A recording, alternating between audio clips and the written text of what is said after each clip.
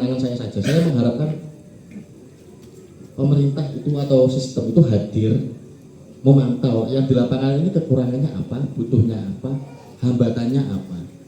Baru kurikulum dirumuskan atau kebijakan baru dirumuskan. Ini tidak, kebijakan semua top down dari atas ke bawah, sehingga yang di bawah ini kelimpungan. Bahkan kalau menurut saya untuk kurikulum yang berlaku sekarang ini, kami semua di kabupaten, terutama di Kecamatan Kandat, karena saya dengan teman-teman guru kecamatan itu sering sharing-sharing juga, itu semua sudah melakukan apa yang diutus oleh pemerintah. Misalnya Panca Cinta itu, ada tepuk-tepuknya juga, tepuk Panca Cinta, saya sampai hafal itu tepuk-tepuknya itu. Nah, itu secara tidak langsung kami sudah melaksanakan itu, misalnya melaksanakan sholat, berdoa, salat.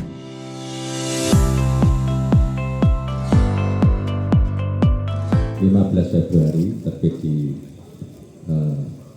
Kompas, tulisannya Mas Ainul yang mengkritisi bagaimana pandangan pemerintah atau pembuat kebijakan terhadap guru yang dikatakan hanya sebagai pelaksana, bukan sebagai urun rembuk bahasanya. Urun rembuk dalam membangun sebuah kurikulum yang diperuntukkan untuk anak didik. Nah, saya persilahkan kita elaborasi itu bersama Mas Eno. Kemudian nanti silahkan teman-teman bisa merespon, menanggapi, mempertanyakan atau tidak setujui, monggo sebebas-bebasnya, semerdeka-merdekanya malam ini, karena nanti keluasan dan kedalaman pembicaraan kita nanti bergantung pada respon teman-teman semua. Monggo, saya persilakan Mas Eno. Terima kasih. Assalamualaikum warahmatullahi wabarakatuh. Alhamdulillah, terima kasih Mas Fahmi, teman-teman semua, dan yang hadir di sini ada Bapak Ibu guru semua, rekan-rekan guru, ibu guru senior, dan teman-teman semua. Sebelumnya saya mengucapkan selamat Hari Pendidikan untuk kita semua. Selamat Hari Lahir Ramadhani Mahanani dan juga Ki Hajar Dewantara atau Suwardi Suryaningrat, yang hari ini slogan-slogannya selalu kita pakai. Tapi saya pernah menanyakan ke teman-teman guru di sekolah, apakah ada yang pernah membaca karyanya Ki Hajar? Ternyata satu pun tidak pernah. Saya cukup maktek rasanya. Sesama guru pun ternyata tidak membaca Ki Hajar sendiri gitu. Oke, kita langsung ke pembahasan saja. Jadi 14 Februari itu kemarin tulisan saya terbit di Harian Kompas dengan judul "Ketika Negara Tidak Percaya Kepada Pengetahuan Guru". Kemudian 15 Februari terbit versi kakaknya. Sebenarnya tulisan itu berasal dari jengkel. Saya itu agak kesel gitu loh. Hari-hari disuruh BIMTEK dan BIMTEK, bimbingan teknis tentang KBC, kurikulum berbasis cinta, dengan seiring diterbitkannya KMA 1503 tahun 2025 dari Kemenag.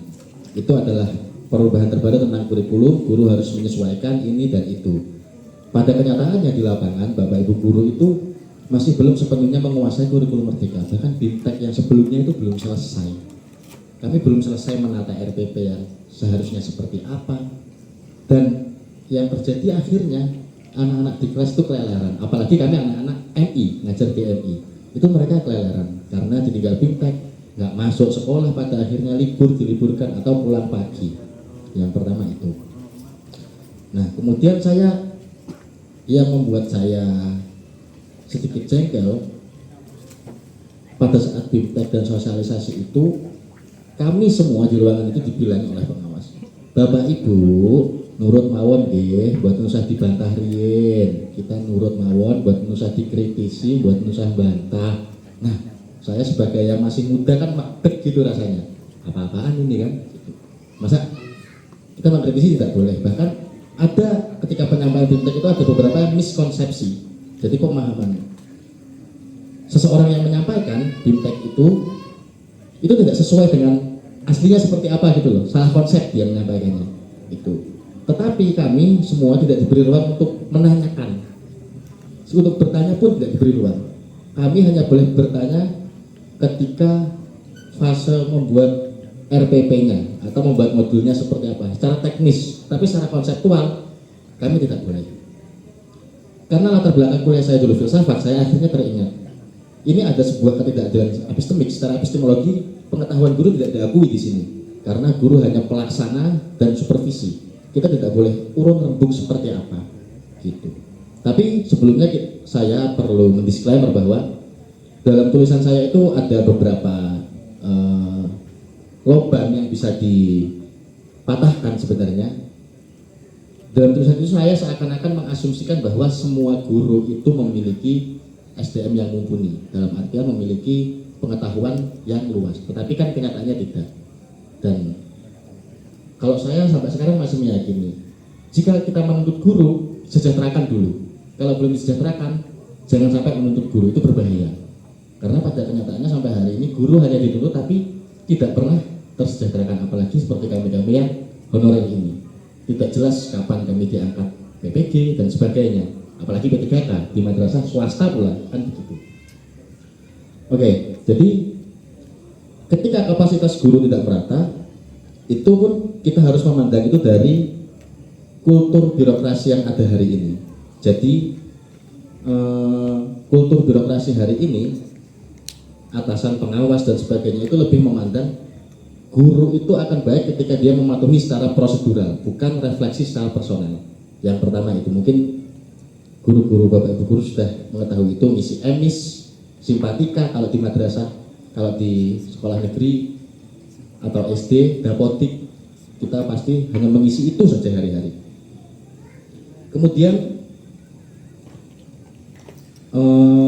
pelibatan guru itu hanya pada sosialisasi, supervisi serta pelatihan, bukan pelibatan saat perumusan. Dalam artian ini angan-angan saya saja, saya mengharapkan pemerintah itu atau sistem itu hadir memantau yang di lapangan ini kekurangannya apa, butuhnya apa, hambatannya apa, baru kurikulum dirumuskan atau kebijakan baru dirumuskan. Ini tidak, kebijakan semua top down dari atas ke bawah, sehingga yang di bawah ini kelimpungan.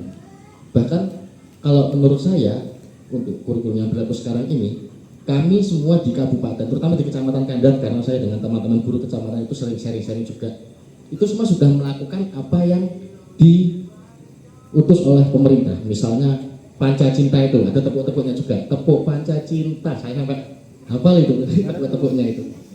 Nah, itu secara tidak langsung kami sudah melaksanakan itu, misalnya melaksanakan sholat, berdoa, salam dan sebagainya. Tetapi di kami itu tidak kami birokrasikan, tidak kami kertaskan itu loh. Nah, yang diminta adalah itu semua dibuat di dalam suatu RPP yang sudah selesai. Jadi dalam pembelajaran harus ada seperti ini, guru bikin RPP baru. Nah, dengan adanya RPP itu guru diakui, oh ini guru yang baik, bukan ketika di lapangan seperti apa dia mengajar itu. Jadi otonomi guru itu hanya diakui di dalam ruang kelas, bukan bahkan di dalam ruang kelas pun otonomi guru itu masih dikendalikan oleh RPP yang kita susun, dan RPP itu harus disetujui oleh pengawas juga. Seperti itu kenyataannya. Saya sebagai guru yang masih baru terutama sering merasa sakit itu ketika kami sebagai guru itu tidak bisa ikut mendefinisikan problem pendidikan kita hari ini di ruang kelas, terutama dengan problem lokal wilayah masing-masing. Sekolah saya punya problem apa, siswanya seperti apa, orang tuanya seperti apa. Kita tidak ada ruang sama sekali untuk mendefinisikan itu kepada yang membuat kebijakan. Padahal itu kan sangat penting. Ketika kita sudah bisa mendefinisikan, mungkin itu akan berpengaruh juga pada bagaimana perumusan kebijakan terkait pendidikan ke depannya.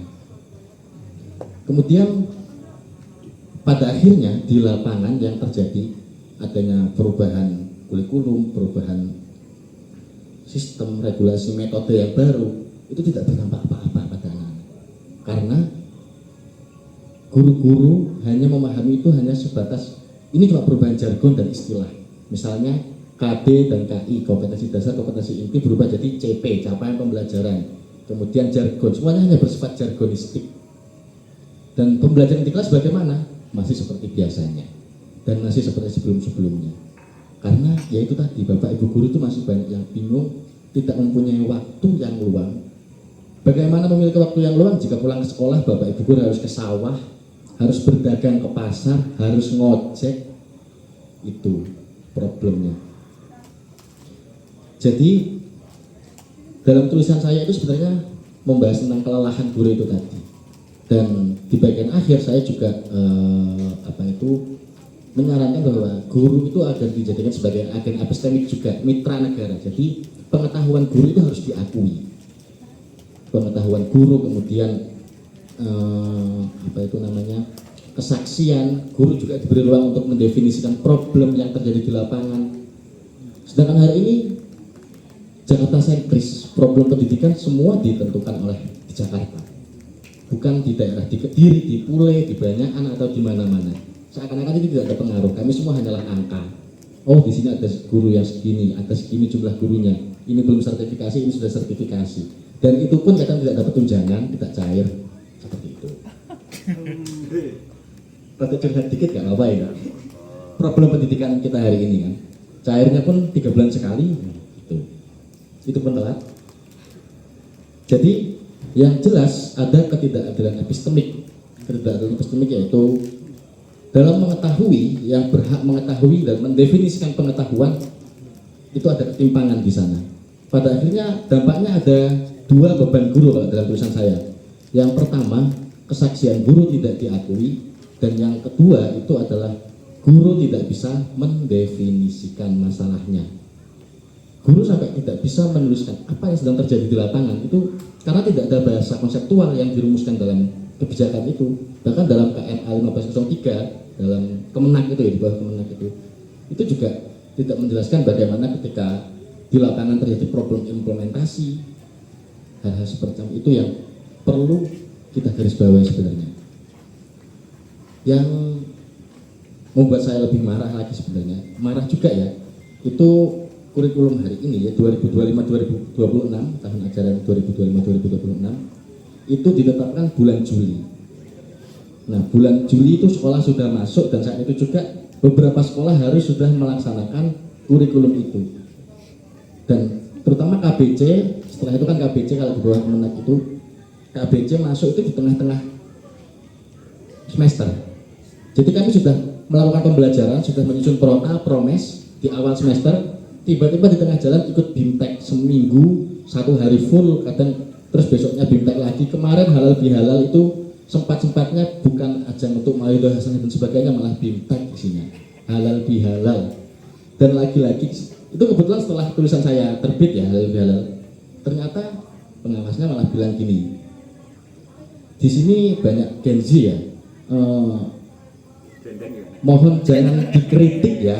Ini saya mau menyampaikan konsep kurikulum KBC, jangan dikritik, jangan dibantah. Gen Z itu sukanya ngeritik-ngeritik, suka bantah-bantah, bilang terang-terangan seperti itu. Ya udah, saya tinggal dari forum akhirnya. Saya tinggal ngopi. Langsung tiba-tiba seperti itu. Padahal semester sudah berjalan, habis ini ujian semester, tapi kita masih disuruh untuk menyusun RPP seperti itu lagi. Jadi guru ini bingung, ini harus gimana? Pembelajaran sudah hampir selesai, kok suruh nyusun lagi, terus mau disupervisi lagi setelah ini. Jadi antara bulan April, Mei, sampai Juni nanti, yang pengawas akan sidak ke lapangan, ke sekolah, dan itu mendadak, ngirim di grup seperti itu. Semua guru harus mempersiapkan kurikulum terbaru atau modul RPP terbaru yang sudah dibimtekkan sebelum-sebelumnya. Dan waktu sudah mau selesai, sudah mau ujian juga. Itulah. Kenapa menurut saya ini, kenapa negara kok enggan mendengarkan guru? Karena yang pasti kalau terlalu mendengarkan nanti tidak stabil, memperlambat pengambilan keputusan. Terus yang kedua,